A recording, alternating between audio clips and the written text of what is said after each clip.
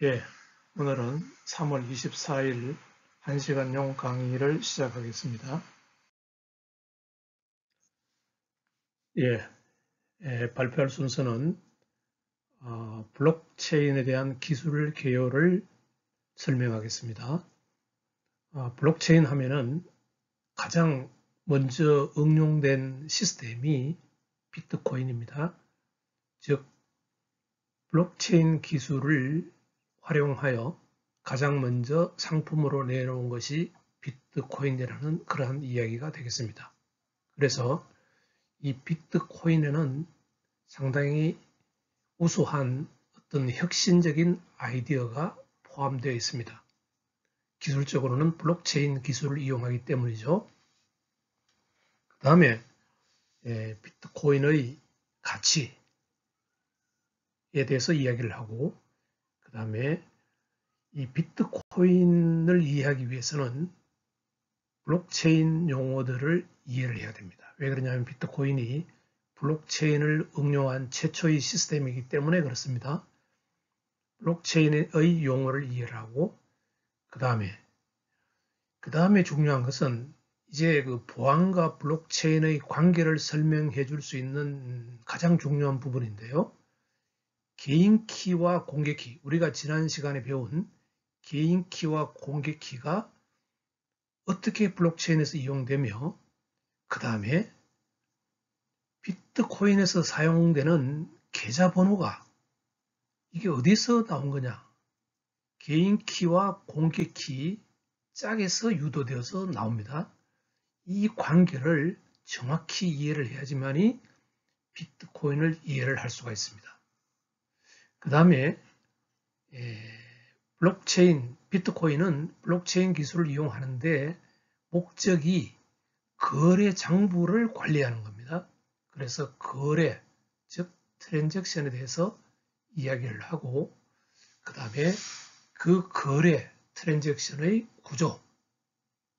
구조에 어떻게 우리가 지난 시간에 배운 공개키, 개인키, 그 다음에 공개키로부터 유도된 주소가 이용되는지를 살펴볼 것입니다. 다음으로 그러면은 거래가 이제 거래 장부 하나죠. 하나하나의 거래 건이 이제 생성될 때마다 그것을 이제 마이닝 노드에서는 그걸 모아서 블록으로 만드는데 아무 거래나 다 블록에 태워주면 안 되겠죠. 유효한 것만, 즉 여기서 이제 이중결제 이런 문제들을 해결을 해야 되는데 이중결제 되지 않고 그 올바른 트랜잭션만 블록으로 만들어야 되기 때문에 그 거래 내역의 유효성을 확인해야 됩니다. 그래서 이 유효성을 확인하는 방법을 설명을 하고, 그 다음에 그 모아진 거래 장부들이 이제 여러 개가 있겠죠. 보통 하나의 블록에 한 200개의 거래 내역이 모아지면은 채굴, 즉 블록을 만들기 시작합니다. 그래서 그 모아진 거래 장부들의 묶음에 대해서 채굴 작업을 시작하는 것이 어떻게 이루어지는지 살펴보도록 하겠습니다. 또 그러면은 일단 채굴에 성공한 노드, 즉 블록을 형성한 노드는 그 블록을 여러 노드들에게 전파하여 알려줘야 됩니다. 그래야지만이 모든 노드가 블록체인을 확장하게 되는 거죠. 그래서 모든 노드들은 동일한 블록체인을 가지게 됩니다.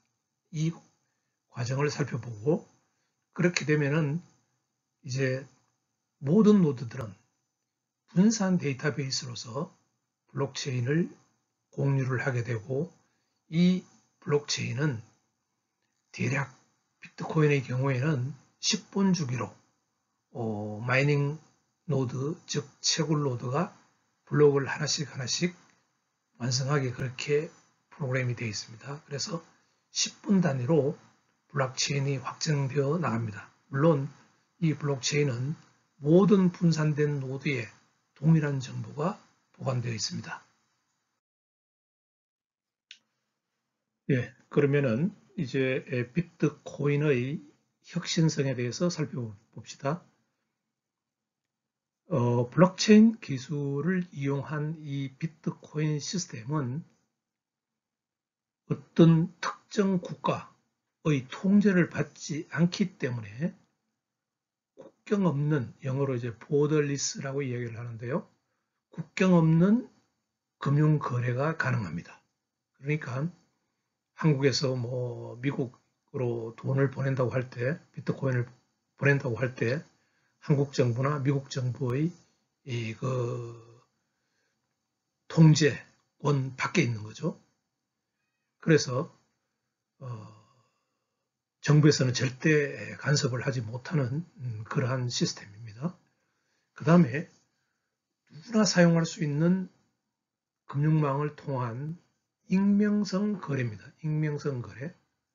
자기가 누군지, 이 비트코인의 주소에는, 이 주소는, 비트코인 주소는, 즉 비트코인의 계좌번호는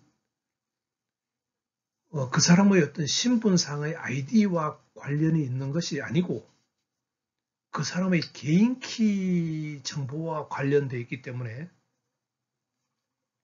누군지 모릅니다. 그 거래 번호를 봐서는 누군지 모르고, 그 다음에 누구나 이 블록체인 네트워크를 이용할 수 있습니다. 그래서 지금 현재는 예를 들어서 금융권에서 우리은행을 내가 이용한다.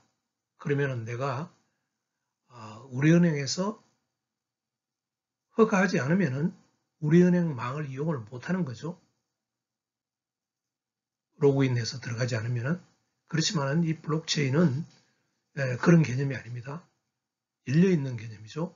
누구나 이 블록체인 네트워크를 이용할 수 있고, 또 자기의 이용하는 사람의 신분이 노출되지 않는, 자기의 비밀키에서 유도된 계좌번호로 거래가 이루어지는 익명성 거래를 한다는 그러한 특징이 있습니다. 또 그렇게 되니까 어떤 정부나 국가가 이 거래에 대해서 감독을 할 수가 없습니다. 감독을 할 수가 없고, 그렇지만은 거래를 하는 사람 입장에서는 관리하는 사람이 없기 때문에, 통제하는 주체가 없기 때문에 한번 거래를 하면은 이 거래는 되돌릴 수 없습니다. 이게 아주 중요한 부분인데요. 영어로 이야기하면 이게 irreversible이라고 이야기도 하고 immutable이라는 이야기도 되고 censorship resistance라는 이야기도 되는데요. 내가 만약에 잘못해서 거래를 이상하게 해버렸다. 또는 내가 거래를 해놓고 내가 비밀키를 잊어버렸다. 그렇게 하면은 누구한테 가서 하소연할 데가 없습니다. 왜? 이 블록체인 네트워크는 누가 감독하고 통제하는 것이 아니기 때문에 한번 잘못해버리면은 내가 잘못한 것은 전적으로 내가 책임을 져야 되는 그러한 시스템입니다. 그래서 상당히 알고 보면은 상당히 조심해서 이용돼야 되고 상당히 정확하게 알고 이용해야 되는 그런 네트워크이죠. 예. 예. 그러면은 비트코인의 가치는 어디에 있는가? 여러분들이 이제 뭐 누가 비트코인 투자를 해서 돈을 많이 벌었다고 하니까 여러분들도 뭐 비트코인 투자에 대해서 관심이 많을 것 같은데, 그러면 그 가치가 어디에 있는가? 이 비트코인의 가치는 블록체인의 가치라고 볼 수 있습니다. 그 블록체인이 국가 간 장벽 없이 송금 및 거래를 가능케 하는 플랫폼으로서의 블록체인, 즉 이 블록체인 플랫폼이 상당히 활성화되고 이 사람들이 이용을 많이 하고 할 때만이 이 비트코인이 가치가 있는 겁니다. 그런데 지금의 상황은 이 플랫폼이 블록체인 플랫폼이 작동을 하지 않는데 비트코인만 엄청나게 가치가 높아져 있는 그러한 상황입니다. 즉 블록체인 플랫폼은 역할을 못하는데 이게 하나의 밸류의 어떤 그 투자, 디지털 골드라고 하는데 투자 상품으로서 지금 가치가 높아져 있는 겁니다. 그래서 비트코인의 가치는 정상적으로 어디서 와야 하는가? 우리가 우버를 한번 봅시다. 우버를 보면은 우버의 가치는 곧 우버 플랫폼의 가치입니다. 사람들이 택시를 우버를 통해서 부르고 우버를 통해서 우버를 이용하고 이용하니까 편리해서 또 우버 플랫폼을 이용해서 택시를 이용하고 그러면은 택시 기사 입장에서도 우버 플랫폼을 이용하니까 많은 수입을 올릴 수가 있고 그 다음에 우버 플랫폼 서버를 운영하는 입장에서도 이제 수수료를 얼마씩 받으니까 수익을 올릴 수가 있고 그래서 비즈니스가 창출되는 겁니다. 플랫폼으로서의 어떤 수익성이 창출되어서 이게 우버의 가치가 생기는 거죠. 그런데 지금 비트코인은 국가 간 장벽 없이 송금 및 거래를 가능케 하는 플랫폼으로서의 역할을 못해주고 있습니다. 현재 못해주고 있어요. 그렇지만은 이게 그냥 하나의 투자 상품으로 디지털 골드로서 엄청난 그런 값어치로 거래가 되고 있다는 것이 그것이 우리가 상당히 우려하면 안 될 그러한 지경에 와 있는 거죠. 비트코인을 구성하는 핵심 기술인 블록체인의 용어에 대해서 살펴보도록 합시다. 먼저 주소.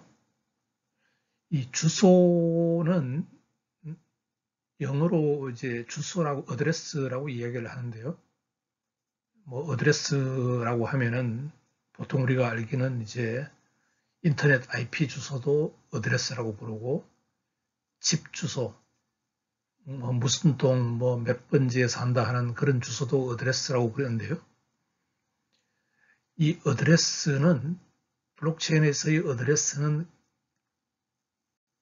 거래에서 계좌 번호에 해당되는 겁니다. 현재 이 금융거래에서의 계좌 번호에 해당되는 것이 이 블록체인에서는 어드레스라고 부릅니다. 그래서 이 어드레스에 대해서 살펴볼 거고요. 그 다음에 거래.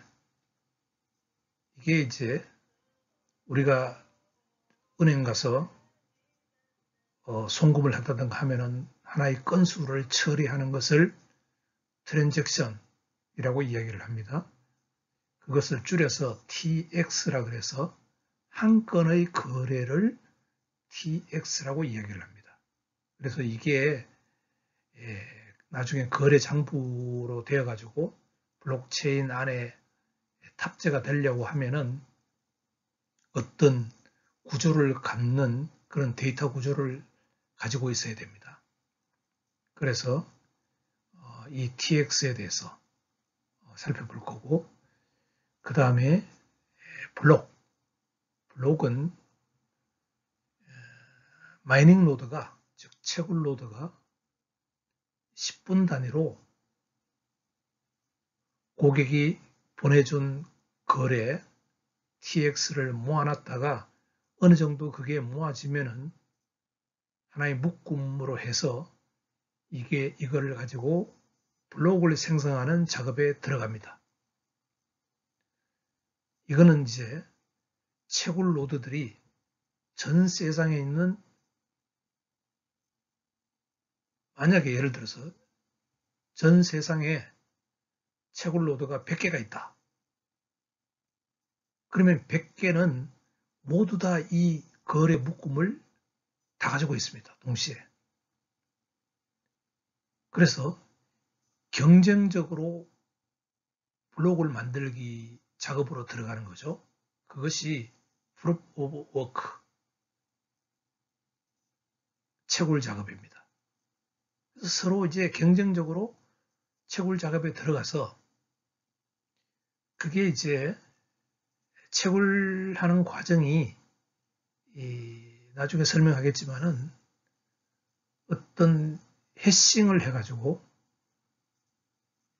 해시 함수를 적용시켜가지고 그 해시 값이 어느 정도 이하로 아주 작은 값이 나올 때까지 계속 하는 거기 때문에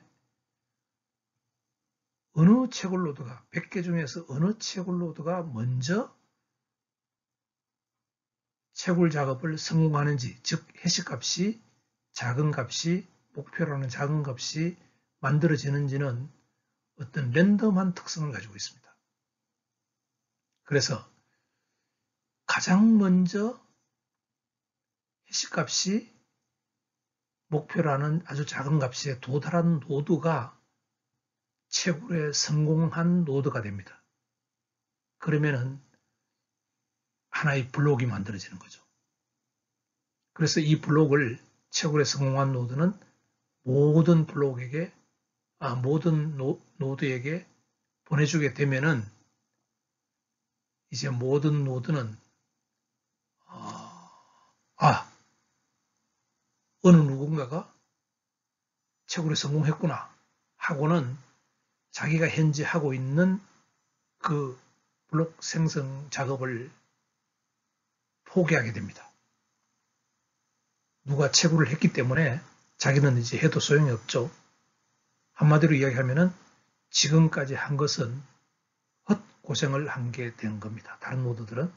그래서 만약 100개의 채굴 노드가 경쟁적으로 블록 생성 작업을 했다면은, 채굴 작업을 했다면은 한 개가 성공하고 나머지 99개는 실패한 거죠. 그러니까 지금까지 헛고생을 하고 한 게 됩니다. 그래서 이 블록의 생성 과정이라는 것을 보면은 엄청나게 많은 그 컴퓨팅 파워, 전 세계적으로 봤을 때는 엄청나게 많은 컴퓨팅 파워를 요구하는 겁니다. 그래서 전기 요금이 엄청나게 많이 들어가겠죠. 컴퓨팅 파워는 뭡니까? 컴퓨터 CPU가 있다고 하면은 그걸 돌리는 데는 에너지가 돌아가는 거죠.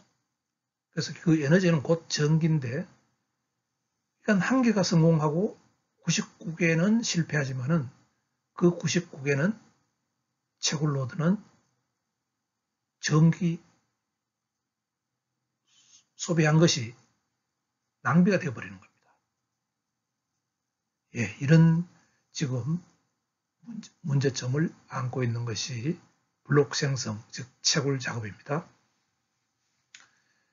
예, 그 다음에 마이너, 채굴자. 세상의 모든 노드는, 블록체인을 처리하는 모든 노드는 두 가지로 나눠지는데 마이닝 노드와 일반 노드로 나눠집니다.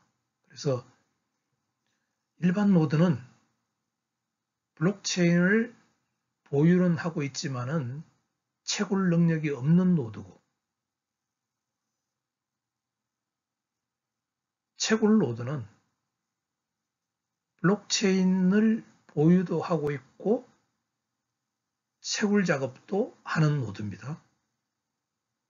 그래서 이 채굴자는 블록을 생성하고 프루프 오브 워크, 채굴 작업을 수행하는 노드가 채굴 노드입니다. 즉 채굴자입니다. 그 다음에 블록체인. 블록체인은 현재 비트코인은 이게 경쟁적으로 하면은 10분 단위로 전 세계에서 10분 단위로 어느 채굴 노드가 블록을 하나를 생성하도록 그렇게 프로그램이 되어 있습니다. 그 말은 뭐냐면은 1000개의 채굴 노드가 만약에 블록을 생성하는 경쟁에 뛰어들었다. 그래도 10분 단위로 그 중에 하나가 성공해야 되기 때문에 이 채굴 해시값, 목표로 하는 해시값이 아주 작게 해가지고 채굴을 어렵게 만들어버립니다.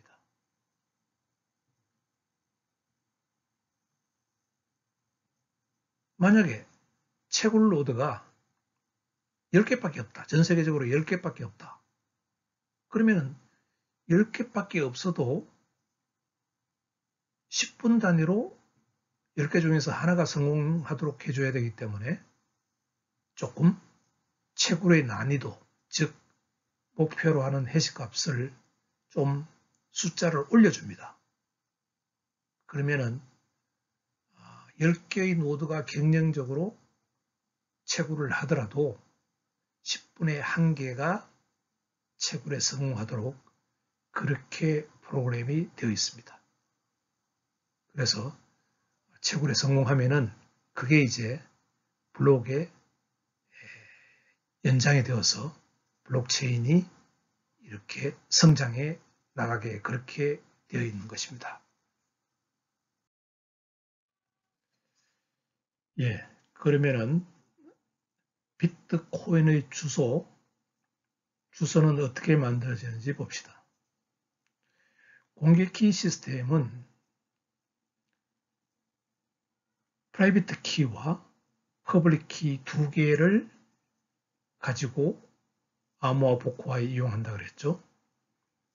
그래서 이 비트코인 주소도 공개키 시스템의 퍼블릭 키에서 공개키에서 유도가 됩니다. 즉 공개키 값을 해시 함수를 적용하면은 이게 이제 리팸드 160 그래서 해시 함수 이름인데 이 해시 함수를 적용하면은 160비트 크기의 해시 값을 만들어냅니다.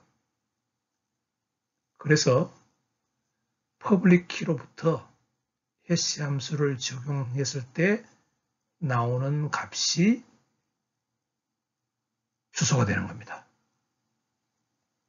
즉 공개키 시스템을 이용한 개인키와 퍼블릭키, 공개키는 수학적으로 만들어내죠. 수학적으로 만들어냅니다. 그 예를 들어서 거기에 이제 저희 학생들이 예를 들어서 돌려본 개인키 실제 값하고 거기 공개키 값을 한번 참고하라고 보여주고 있는데요. 아래 보면은 개인키는 두 개의 정수로 이루어지고 공개키도 두 개의 정수로 이루어지는 것을 볼 수 있습니다. 이 두 개의 값은 개인키, 공개키 두 개의 값은 이제 수학적으로 물론 만들어지고 그 만들어지는 과정은 이제 나중에 상세하게 공부할 때 여러분들이 배우게 됩니다만은 하여튼 수학적으로 두 개의 값이 큰 숫자가 만들어지고 그 다음에 만들어진 공개키 n과 e로 이루어진 두 개의 정수로 이루어지는 공개키에서 해시 함수를 적용시켜서 비트코인 주소, 즉 계좌번호가 만들어집니다. 그래서 여기서 보면 알겠지만은 프라이빗 키를 잃어버리면은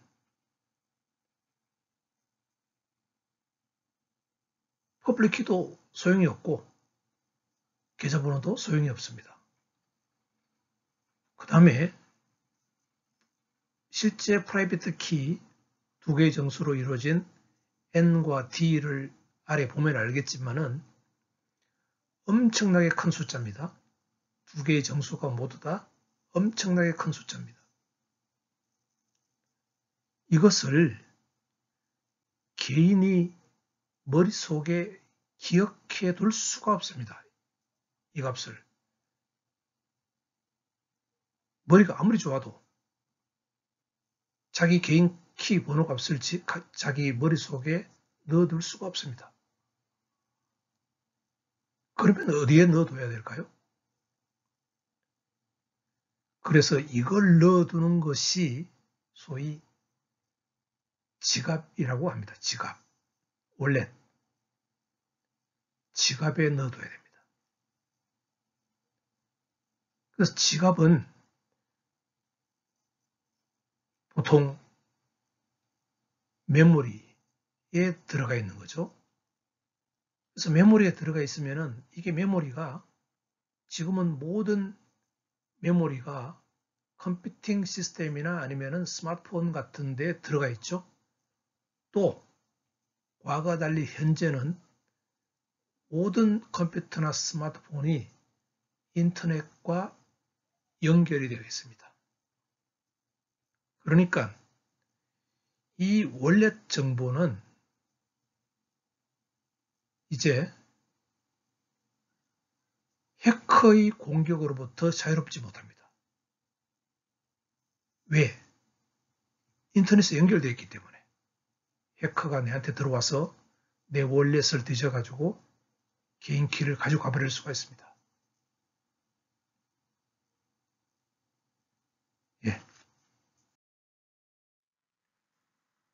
다음은 트랜잭션, 거래의 구조에 대해서 살펴보도록 합시다. 여기서 중요한 사항은 비트코인의 거래는 항상 어떤 계좌번호로부터 비트코인을 갖고 와서 어떤 계좌번호로 비트코인을 전달해주는 그러한 구조로 되어 있습니다. 그래서 항상 거래 장부의 인풋은 그 이전 거래 건의 아웃풋과 연결되게 되어 있습니다. 그래서 여기서 인풋 비트코인을 갖고 오는 계좌가 인풋이 거래마다 여러 개가 있을 수 있습니다. 특징은 이전 거래의 아웃풋에 있는 비트코인을 100% 다 가지고 옵니다. 일부는 갖고 오고 일부는 갖고 오지 않고 이렇게 할 수가 없습니다. 그래서 그 이전 거래의 아웃풋에 있는 비트코인을 모두 다 인풋으로 가지고 옵니다. 아웃풋을 보면은 역시 여러 개의 아웃풋이 있을 수가 있습니다. 그래서 인풋에 갖고 온 그 비트코인의 합, 예를 들어서 인풋이 3개가 있는데 아웃풋 A, 아웃풋 B, 아웃풋 C로부터 그전 어떤 트랜잭션의 아웃풋 A, B, C로부터 10비트 코인씩을 갖고 왔다고 합시다. 그러면은 인풋이 3개고 세 곳에서 갖고 와서 30비트 코인이 되겠죠. 그러면은 그것을 아웃풋으로 보내는데 여기 아웃풋 그림에서 보는 것처럼 2개가 있으면은 하나는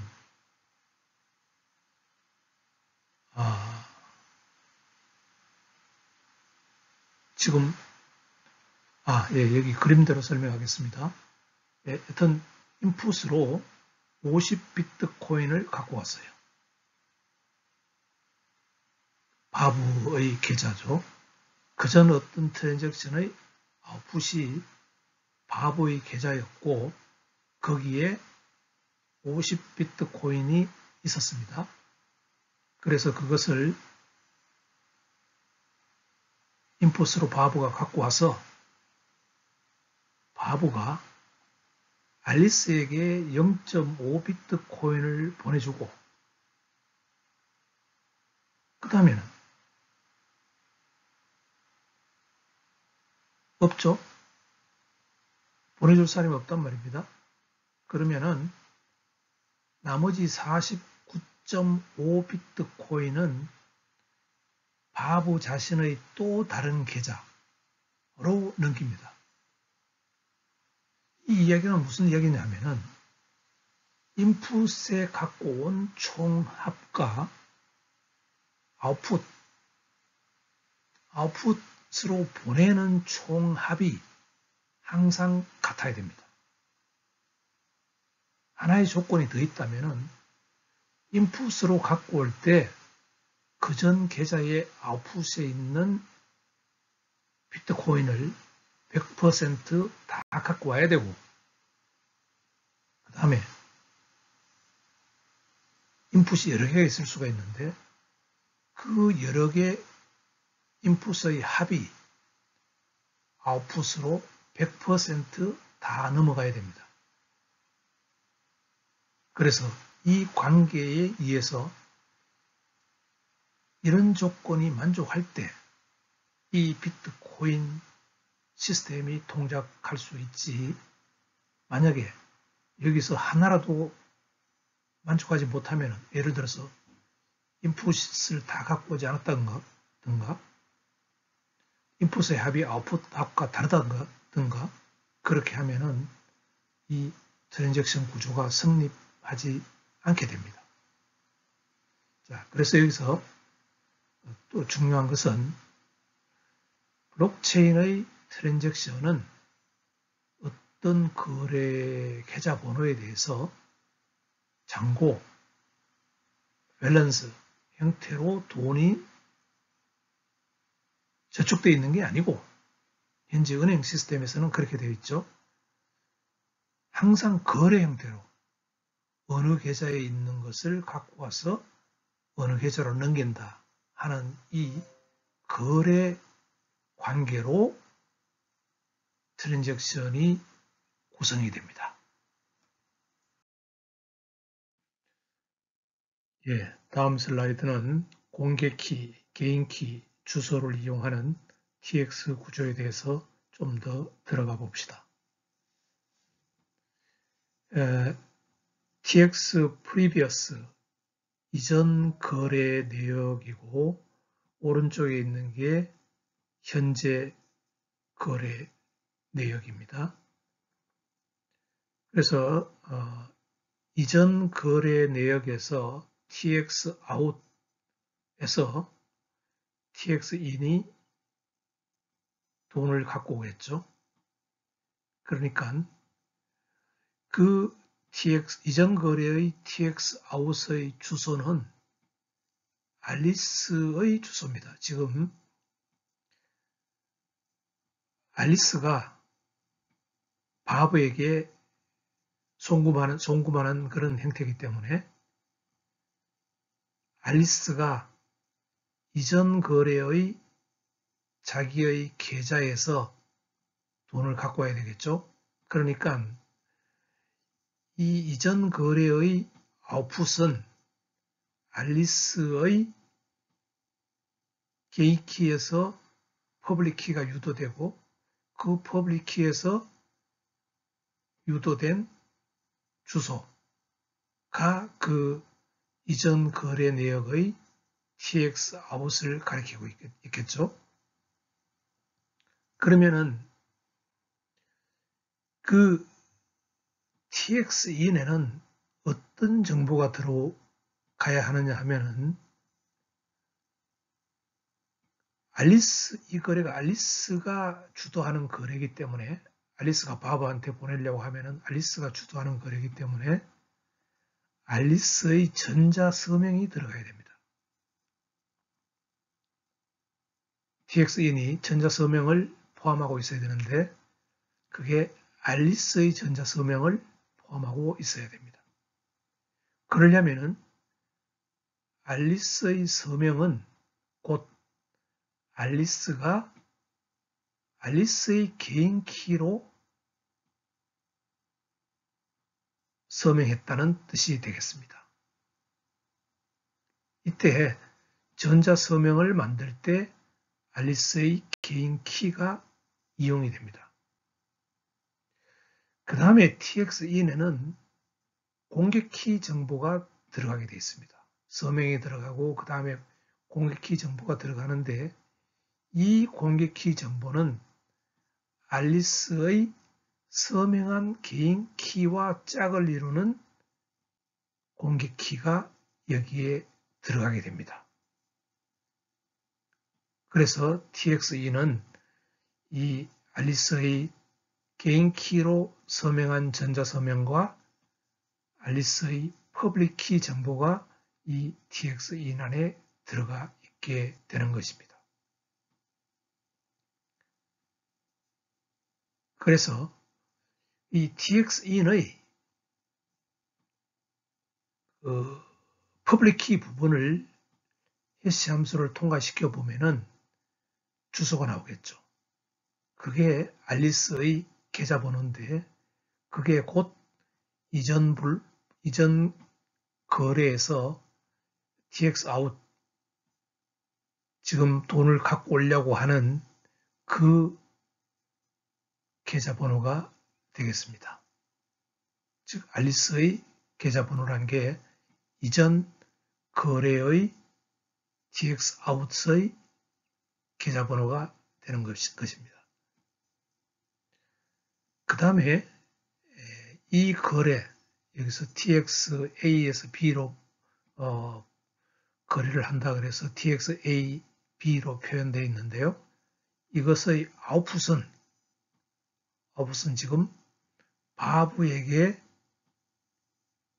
송금하는 형태의 거래이기 때문에 바부의 주소, 바부의 퍼블릭 키로부터 해시 함수를 통과시켜서 생성된 그 바부의 주소, 바부의 계좌번호 정보가 이 TX 아웃에 들어가게 되는 것입니다.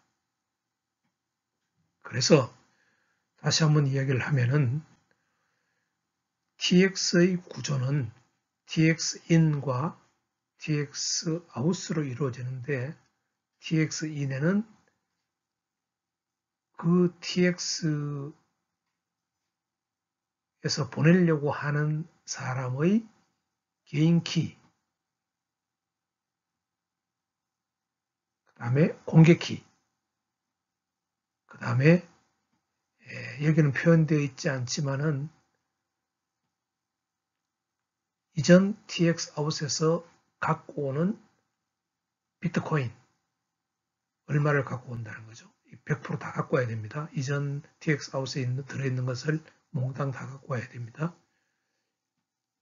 그 비트코인을 얼마를 갖고 오는지 하는 정보가 TX인에 들어가고 TX 아웃에는 여기 있는 것처럼 전달을 받을 사람의 계좌번호, 즉 바보의 계좌번호가 여기에 들어가고 그 다음에 또 역시 이 그림에는 표현이 안 되어 있습니다만은 비트코인 얼마를 바보에게 줄 거냐 하는 그 액수가 여기에 들어가게 되어 있습니다. 그래서 이 거래는 그림에서는 이제 설명을 위해서 TX-IN도 하나밖에 없고 TX-OUT도 하나밖에 없게 이렇게 되어 있지만은 사실은 여러 개의 TX-IN이 있을 수가 있고 여러 개의 TX-OUT이 있을 수가 있습니다. 그래서 한 번 더 이야기하면은 TX-IN의 총 비트코인 합과 TX-OUT의 총 비트코인 합이 항상 같아야 되고 TX-IN이 이전 TX-OUT에서 비트코인을 갖고 올 때 그 이전 TX-OUT에 있던 100%의 비트코인이 모두 다 갖고 와야 됩니다. 그런 구조로 되어 있습니다. 다시 이야기하면은 TX 구조는 보내는 사람과 받는 사람의 그 거래에 필요한 것들이 공개키, 개인키, 주소를 가지고 그 다음에 보내고 받고 할 비트코인의 액수 이런 정보들로 이루어지는데 그 각각에 대해서 누구의 어떤 키가 이용되는 정보가 들어가는지 하는 것은 이 그림에서 여러분들이 알 수가 있습니다. 그래서 어디에 누구의 개인키가 들어가고 어디에 누구의 공개키가 이용되고 어디에 누구의 주소가 들어가고 하는 이 관계를 잘 이해하기 바랍니다.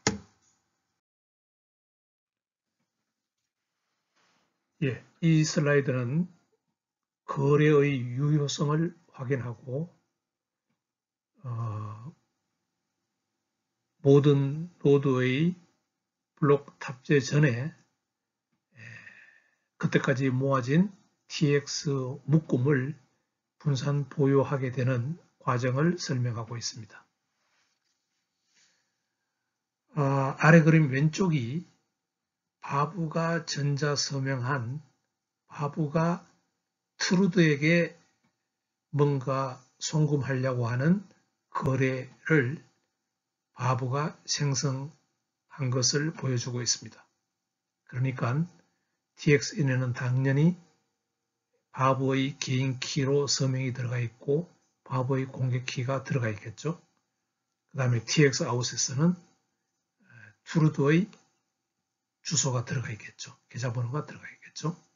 자, 그러면은 이러한 TX를 이 바부가 이제 만들었으면은 이 TX를 블록체인 네트워크를 통해서 인접 노드로 보내주게 됩니다.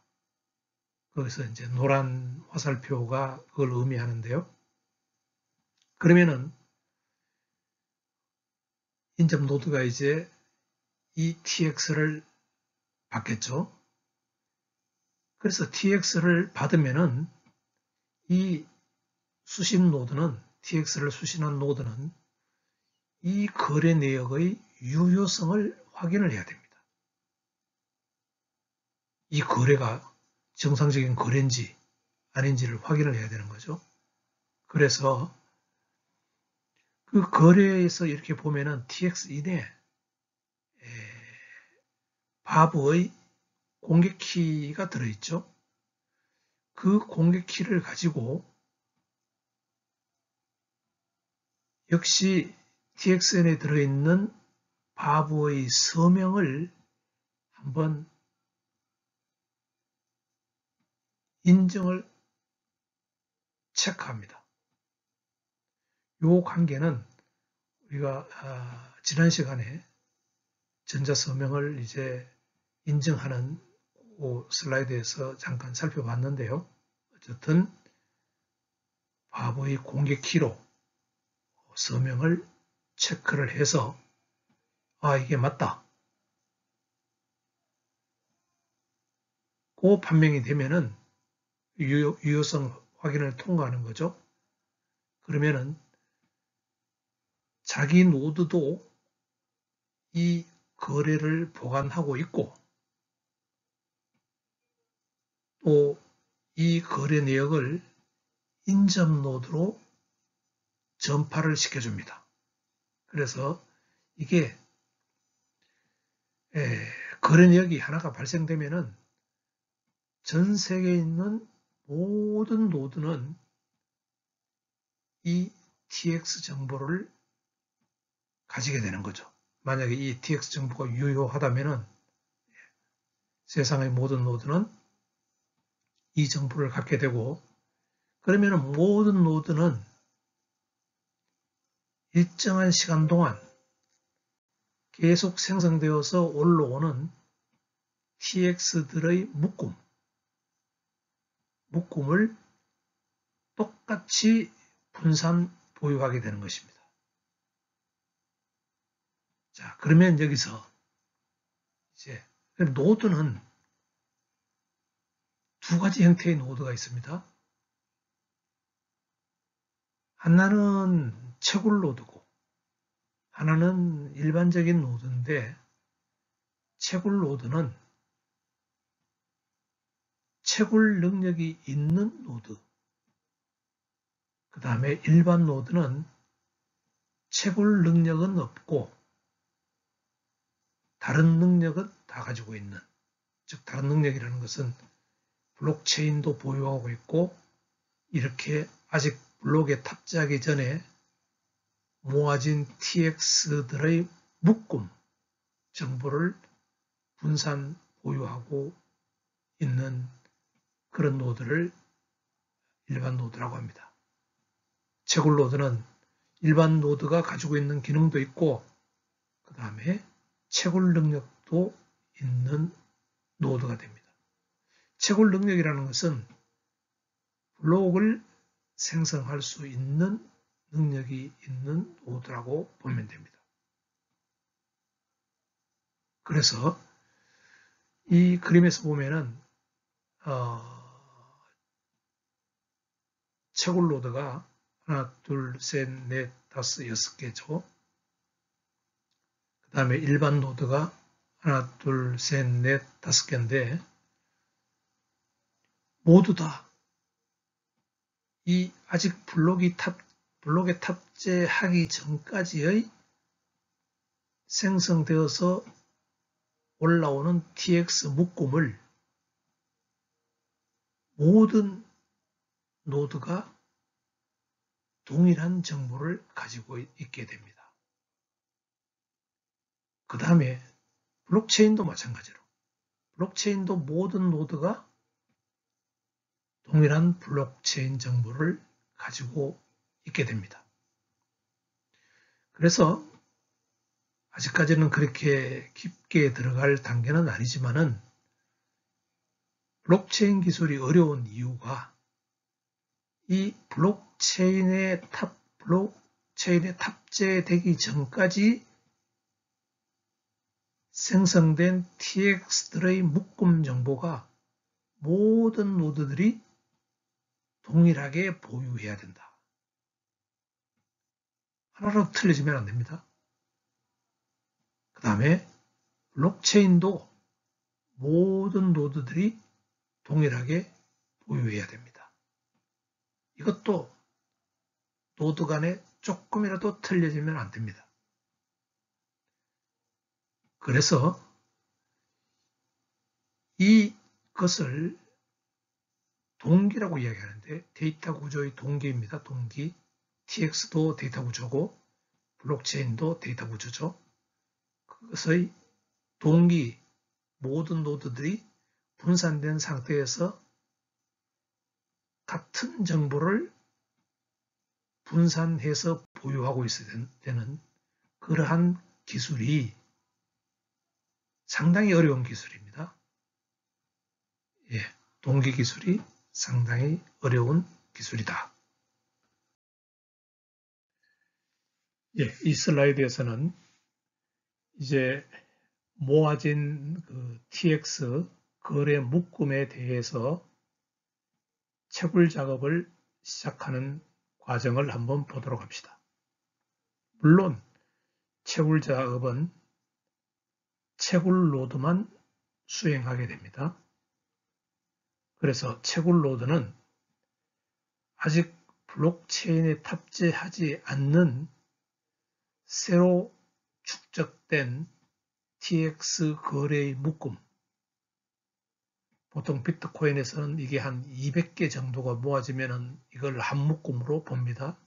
아직 블록체인에 탑재되기 전에 지금 생성되어서 노드에서 보관하고 있는, 다른 노드에서 막 온 것들을 모아서 보관하고 있는 게 한 200개 정도가 모아지면은 이제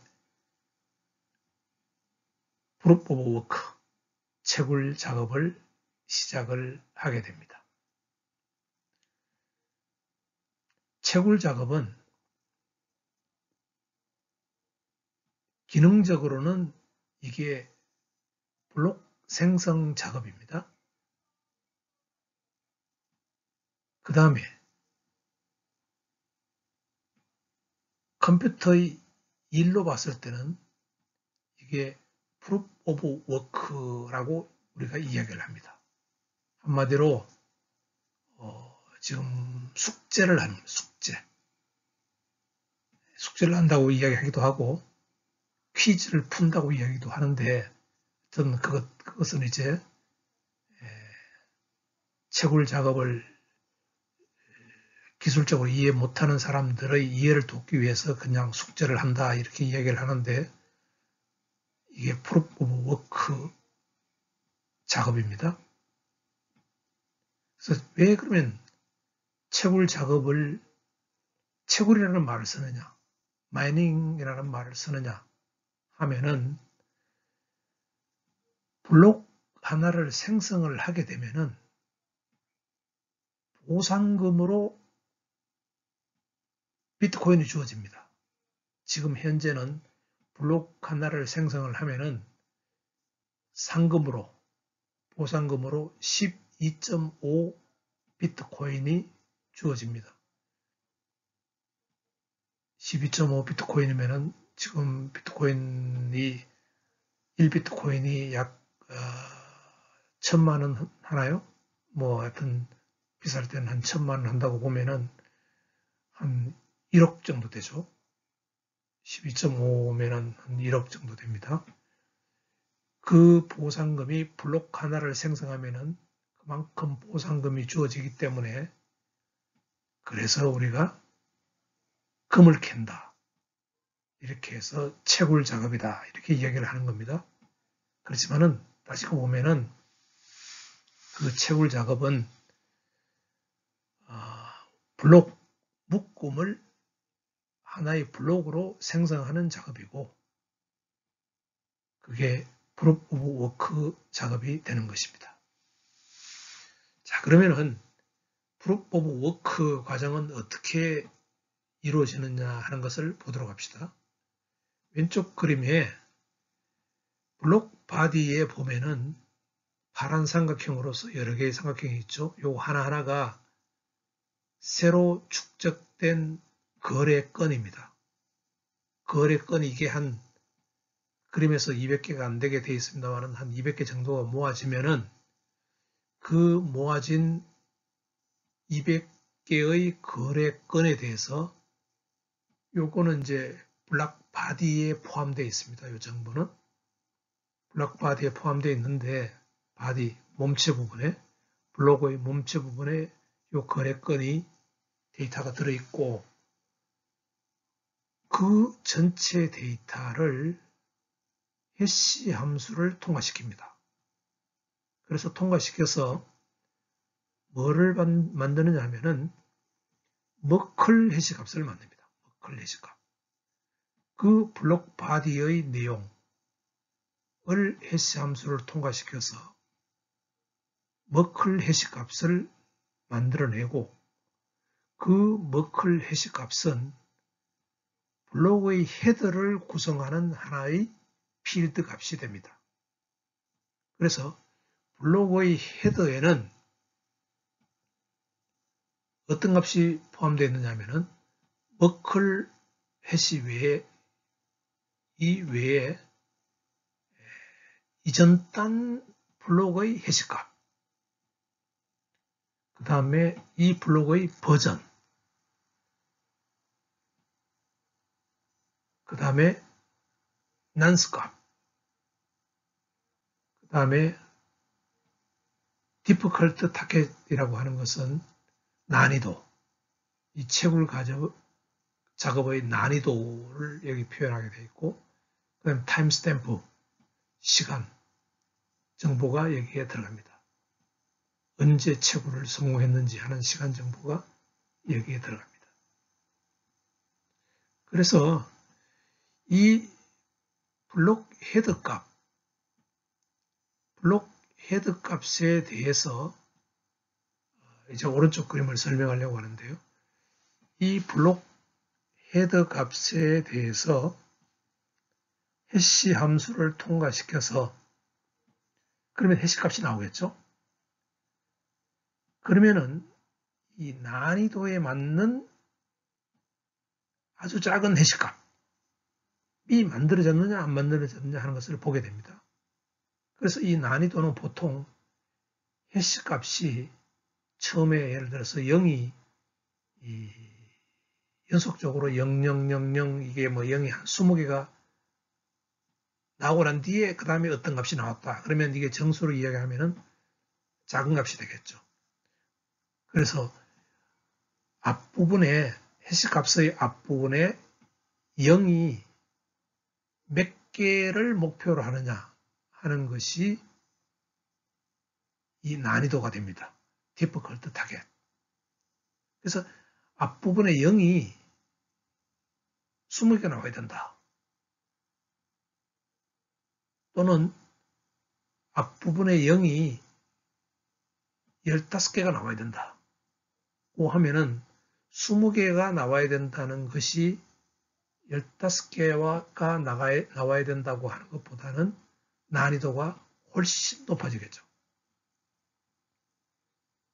그래서 블록마다 이 난이도의 타겟이 있습니다. 목표.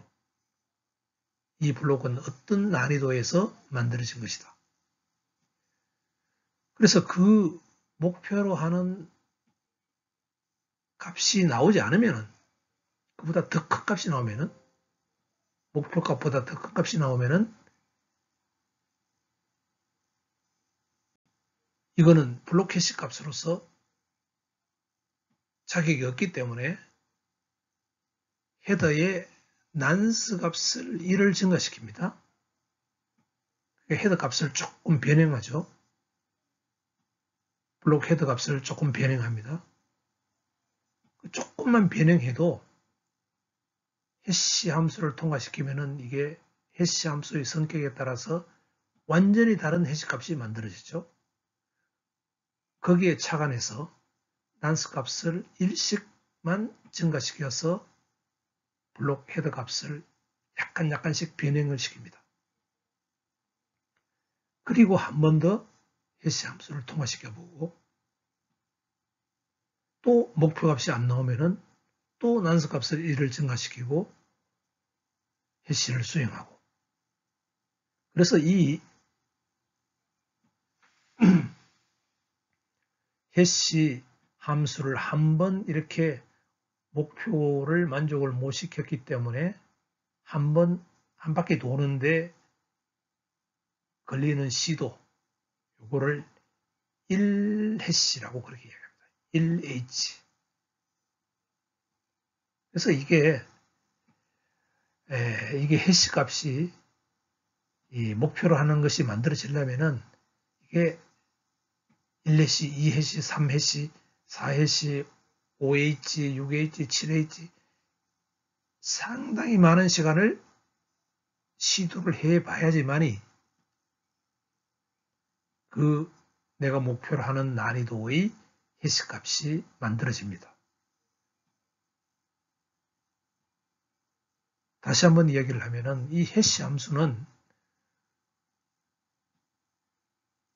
블록 헤더 값이 조금만 바뀌어도 해시 함수를 통과시키면은 완전히 다른 어떤 해시값이 만들어지는 그런 특성이 해시 함수에는 있기 때문에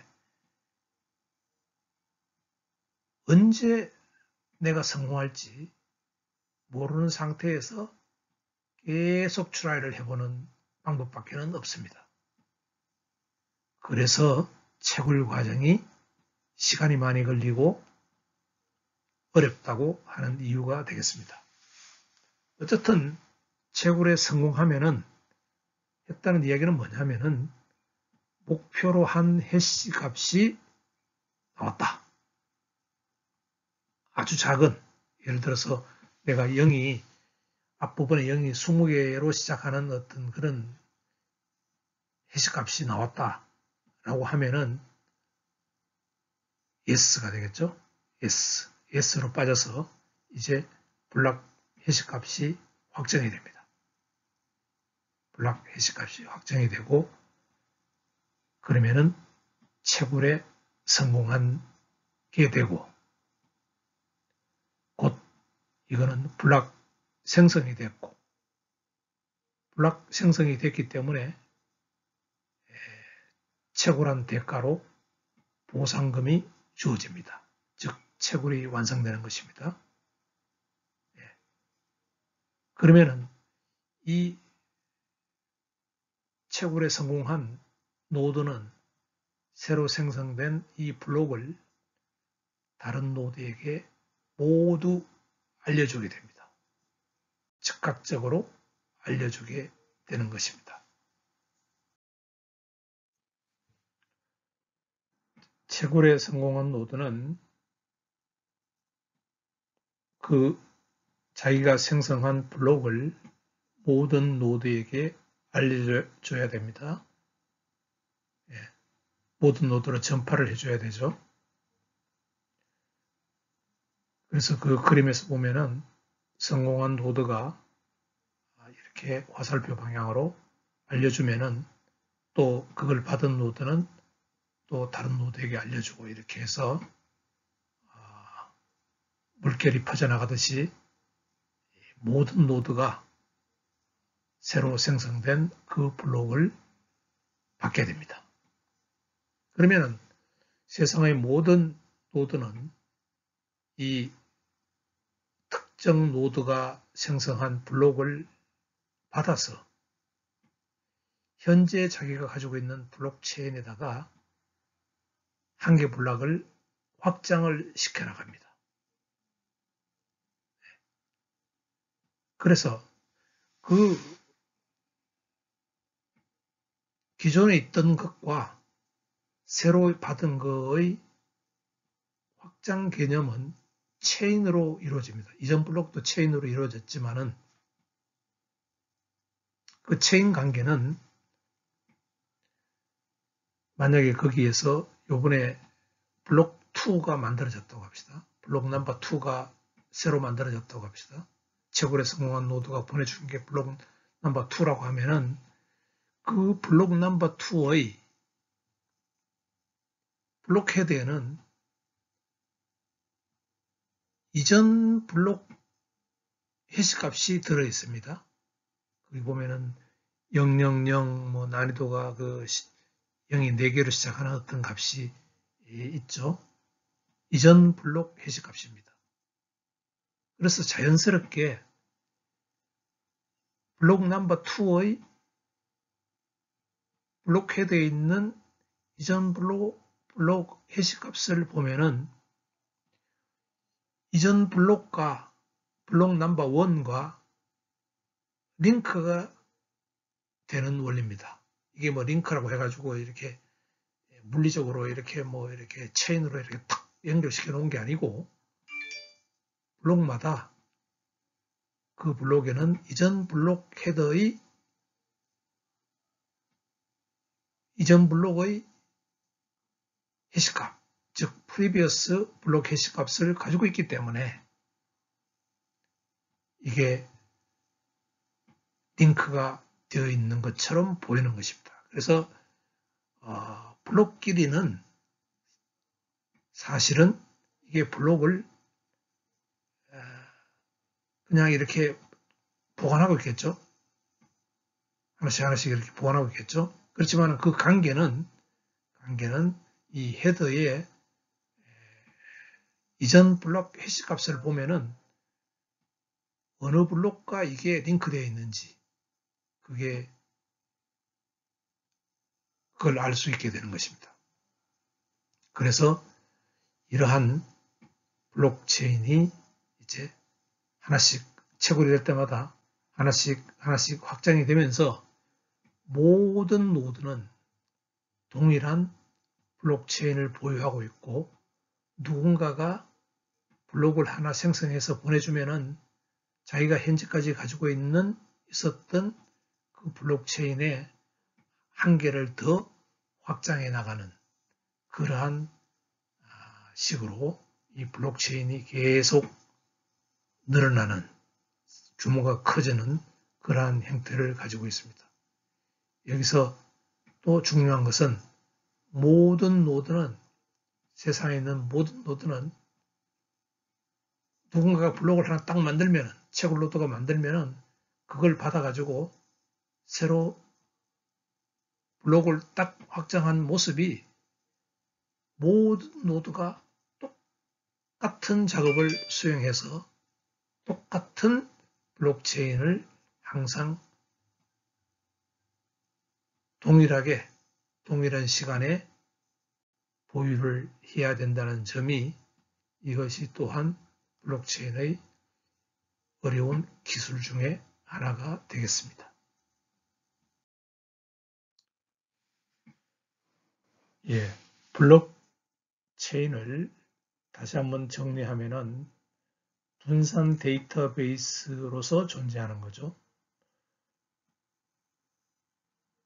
아래 그림 오른쪽에 보면은 가장 오른쪽에 이게 노드들이 이렇게 분산되어 있고 위에 그림은 이제 블록체인인데 이 블록체인이 이 모든 노드에 동일하게 보관되어 있습니다. 동일한 블록체인 정보가 모든 노드에 분산되어서 보관되어 있다. 그래서 이것을 분산 데이터베이스로서의 블록체인이다. 이렇게 이야기를 하는 것입니다. 그 다음에 블록 간의 체인 링크, 아까 그 블록 해시 값을 항상 그 헤더에는 이전 블록의 블록 해시 값을 포함하고 있어서 링크가 되어 있게 보인다고 했죠. 그거를 이제 체인 링크, 그렇게 하는 것을 체인 링크라고 이야기를 하는데 이 체인 링크가 보안성을 아주 극대화시켜주는 그러한 링크가 됩니다. 이 체인 링크를 부수려면은 전 세계 채굴자의 컴퓨팅 파워 합, 아까 그 해싱 작업을 이렇게 채굴 작업을 반복하는 그 컴퓨팅 합이, 그러니까 해커들의 컴퓨팅 합이 전 세계 채굴 능력의 51%를 능가하면은 이 체인을 깰 수가 있습니다.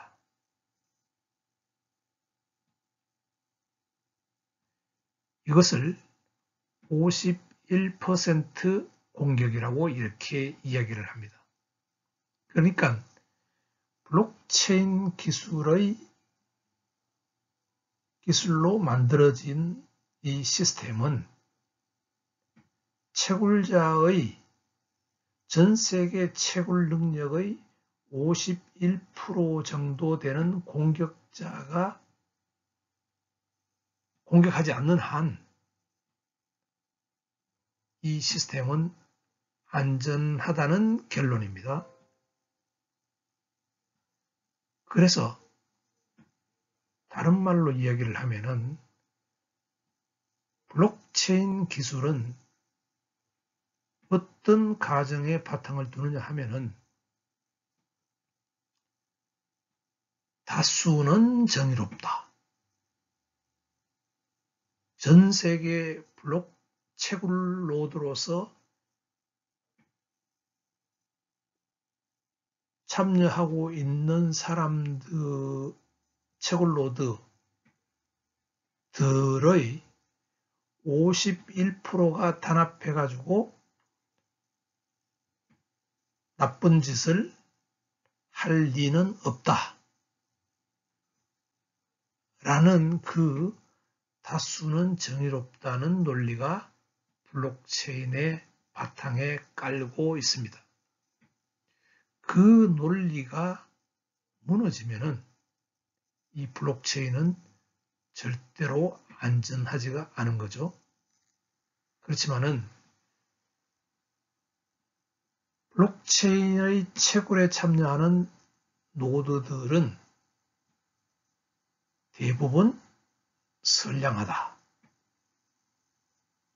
51%가 단합해서 나쁜 짓을 할 이유는 없다. 이렇게 가정하고 블록체인 기술이 탄생이 되었습니다. 여러분들은 한번 의문을 가져보세요. 과연 정말 다수는 정의로운지.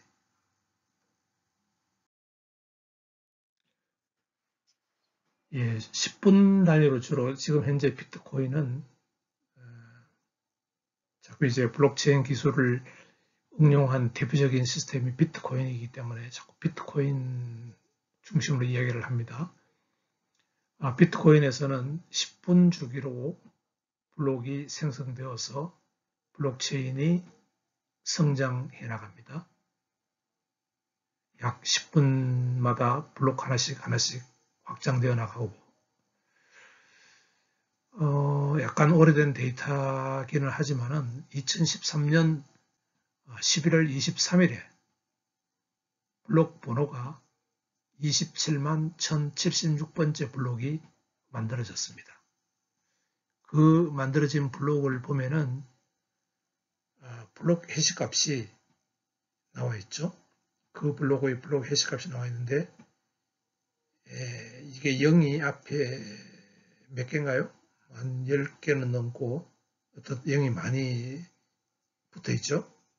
이건 뭐냐 하면은 이 블록 해시값의 난이도가 이만큼 전체로 봤을 때 작은 숫자가 되기 위해서는 앞에 붙어 있는 0의 숫자가 많아야 되는 거죠.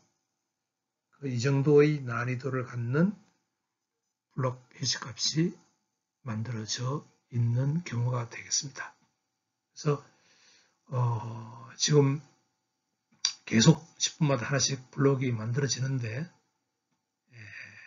이게 한정없이 만들어지는 것이 블록은 만들어지지만은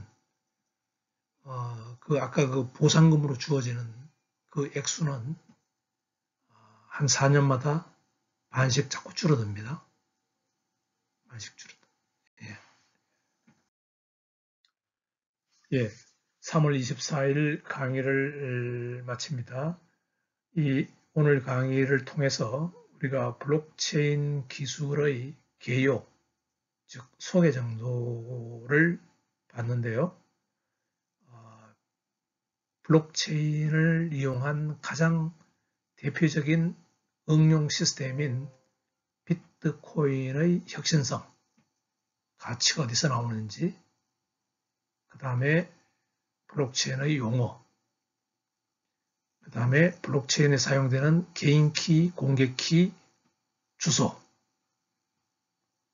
그 다음에 거래, TX, 거래 장부는 어떤 데이터 구조를 갖는지, 그 다음에 거래 구조는 공개키, 개인키, 주소가 어떻게 이용되는지를 살펴봤고, 그 다음에 이 거래 내역은 만들어지면 모든 노드로 보내진다고 했죠. 그때 새로운 거래 내역을 받으면은 그 거래가 정상적인 거래인지 아닌지를 확인하는 유효성 확인 과정을 거치게 되고, 그 다음에 노드는 이 유효성 확인을 거친 거래 내역을 보관하기도 하거니와 이것을 다른 노드로 또 알려주는 역할을 함으로써 전 세계에 있는 모든 노드가 블록에 탑재되기 전까지 거래 내역 묶음을 동일하게 보유하고 있는 그런 형태가 되게 한다고 이야기를 했습니다. 자, 그러면은 채굴 노드는 이 모아진 TX 묶음에 대해서 아직 블록에 탑재되기 전 단계의 TX 묶음에 대해서 서로 경쟁적으로 프루프 오브 워크 채굴 작업에 돌입을 하게 되는 거죠. 그래서 여기는 채굴 작업에 돌입을 하면은 채굴 노드는 어떤 알고리즘이 있을 수가 없어요. 해시 함수의 특성상 알고리즘이 있을 수가 없고 시도를 그냥 해봐야 되는 거죠. 계속 시도를 하다가 먼저 채굴에 성공한 노드, 즉 블록 해시 값이 주어진 난이도를 만족하는 값이 만들어진 노드가 블록 생성에 성공한 노드가 되고 그 노드가 보상금을 받게 되고 그 다음에 그 블록이 이제 확장 블록으로서 모든 노드에게 알려지게 되어 가지고 블록체인이 성장해 나가는 그러한 구조가 됩니다. 그래서 그 블록체인은 분산 데이터베이스로서 보관하게 되고 모든 노드가 분산 보관하게 되고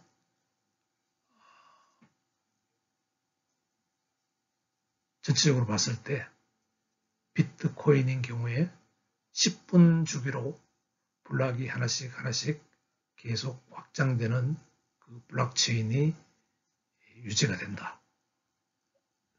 것에 대해서 오늘 공부를 했습니다.